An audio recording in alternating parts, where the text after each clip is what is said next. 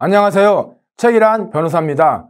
오늘은 추간판 탈출증에 대한 장애진단서의 발급 필요성에 관해서 살펴보도록 하겠습니다.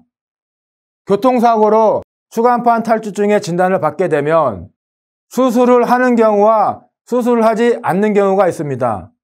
수술을 하는 경우는 보통 수액이나 추간판 제거술을 하게 되고 아니면 레이저, 열 응고술이나 고정술을 하게 됩니다. 그런데 이와 같이 수술을 한 경우에는 피해자분께서는 자기 자신이 향후 장애가 남는다는 것을 알아요. 알기 때문에 대부분의 피해자분들은 병원에서 장애진단서를 발급받아서 가해 차량의 보험회사와 보상 절차를 진행하게 됩니다. 그런데 수술을 하지 않은 경우는 피해자분들이 장애진단서 발급 없이 염자 수준으로 합의하는 경우가 상당히 많아요. 그러나 병원에 가서 장애진단서를 발급받아 보면 기왕증 기여도 50%에 따라 장애율 11.5%, 장애기간은 6개월에서 3년 정도 인정되는 경우가 많습니다. 물론 이렇게 항상 인정된다는 것은 아닌데 일반적으로 이렇게 인정되는 경우가 많아요.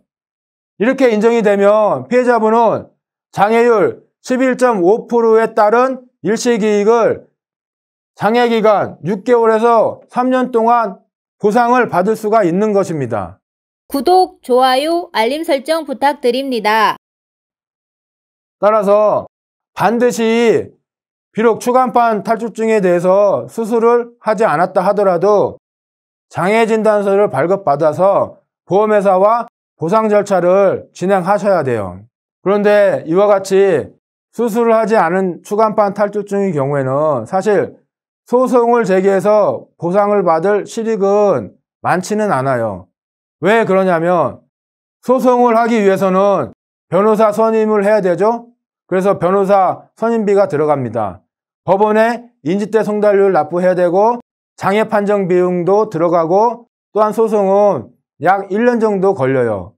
이와 같은 비용과 시간이 들어가는 것에 비해서 법원에서 보상을 받는 보상금은 얼마 안 됩니다. 그래서 이게 균형이 맞지가 않아요.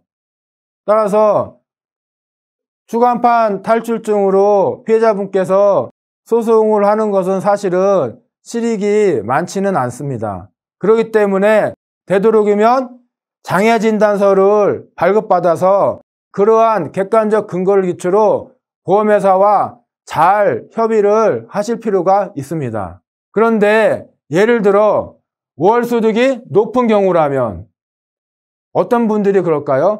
변호사, 의사, 기타 전문 직종에 종사하시는 분들 또는 대기업 직원분들 이런 분들은 월소득이 높습니다.